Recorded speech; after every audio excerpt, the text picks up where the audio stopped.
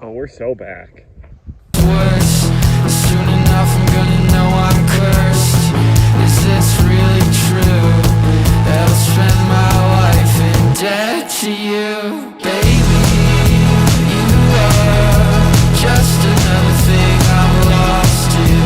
Tally up the pain I caused you, giving it to someone brand new. God,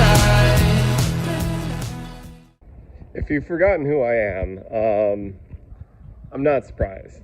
My history in college running has been pretty well documented on this channel, and I've left those videos up. But that being said, I've tried to document this in years past, but I have nothing left to lose at this point. Let's just do it. So right now it's Sunday after church. This is my 1 day off of running per week. I've trained with a lot of the BYU guys now and have for the past couple of years. And right now I am just running up to Winco to see if I can go find a couple of extra things that I kind of need right now. But other than that, it is a pretty chill and quiet Sunday. So like I said earlier, my college running journey has been very well documented. The last 4 years, well, actually, I would say the last 7 years hasn't been as well documented. So let me quickly walk you through that. I started competing right after college on the post-college circuit.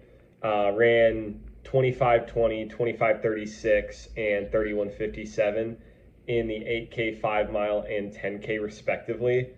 And, you know, that led to some really cool things. I was kind of the talk of the elite Cleveland running community for a little bit.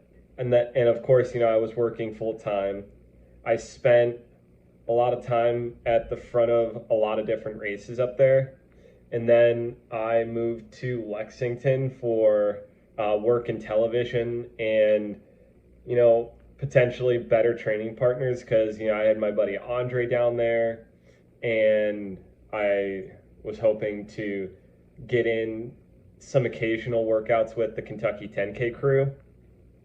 The last year of living in Kentucky, so about 3 years ago, was probably some of the best training that I ever did. That led to a 2:32:08 at the Glass City Marathon in 2024.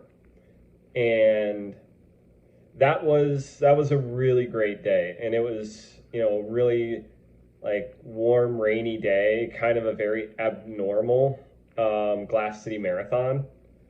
And that was a great day. And a lot of people said that was worth a 2:28. Yeah, that'll be a theme for later.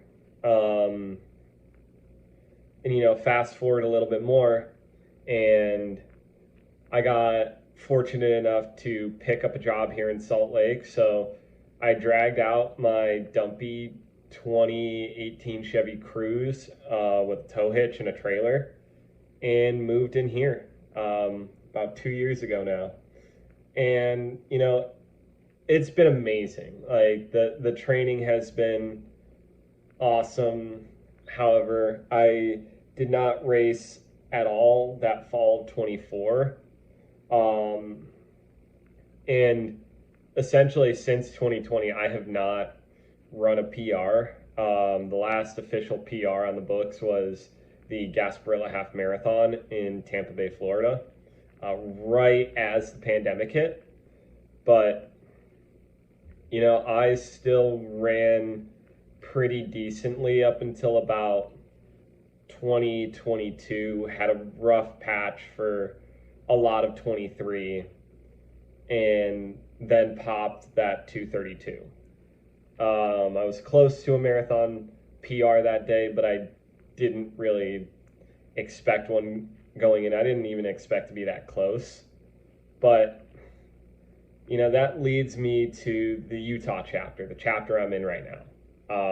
I did not race all of fall of 24. That is when my contract with Rabbit ended and I was officially a free agent in terms of brands after 3 years with Rabbit running at a semi-professional level. Since I moved out here, the training has gotten to a point where, well, especially since I've been back on day shift for about 6 weeks now, I think that there's a good chance that I can run really well. It just has to all turn up on the day. I'm chasing the dreams that a lot of the people in the clips that you've seen are like. So not so much has changed outside of having to understand now that I'm 30. The odds are starting to get stacked against me. And what exactly are those odds? I've run 2:31 as a marathon PR and 1:10 for a half. Fairly comparable PRs, respectively. A lot of people that I know and I know well, and some who coach out here in Utah, they've told me that you should have run 107 already. Like, your training indicates that you're more than capable of doing something like that. So there's that aspect. Coupled with the fact that I'm now 30 and I only really have 2 good shots at an Olympic trials left, which means I have until I'm about 38. And that's it. The men's Olympic trials marathon standard is 2:16.00. And that is something that, a 2:31 guy wouldn't realistically be shooting for. There's enough people that have told me that I can run close to 2:25 or even quicker,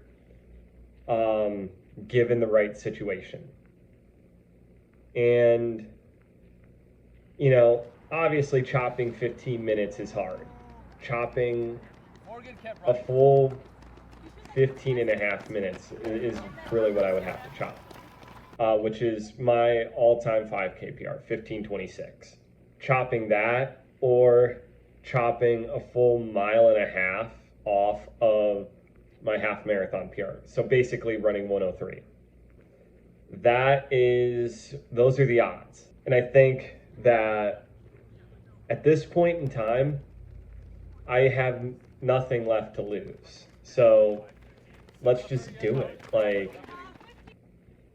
Let's see how far I can go.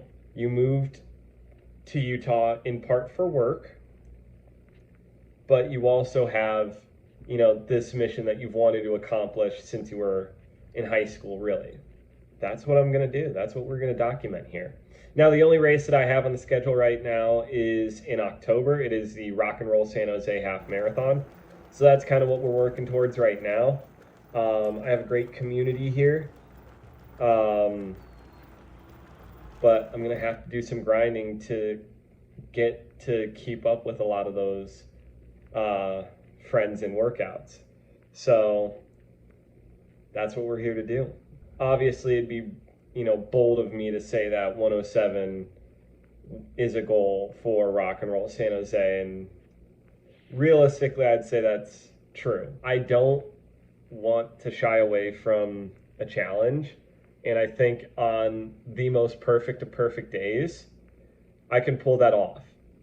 I really think I can. I really think I can run 107 high or 108. That would be a great start. Now, obviously, the odds are really stacked against me for this upcoming Olympic trials, the LA trials. I'm not one to back down from a challenge. I've been challenged time and again in my career as a professional journalist. One thing that I know from life experience, whether it be